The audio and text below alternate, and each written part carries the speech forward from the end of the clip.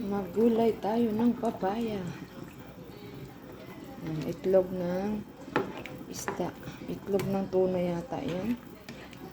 Then, yung dalawang klaseng sardines. Hindi ho masyadong mapula kasi isa lang yung Ligo sardines na nilagay ko. Bikini men, Ligo sardines. Padalan mo ko dito sa Israel.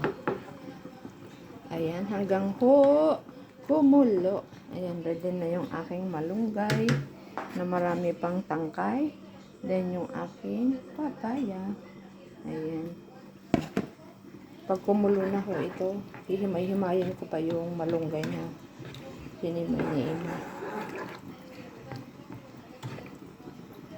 Ayan, kumulo na yung aking gata. Lagay na natin tong papaya.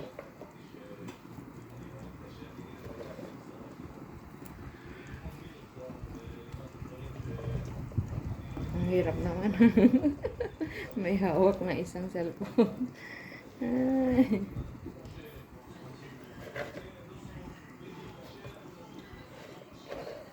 Ayun, naku po, nahulog pa yung isa.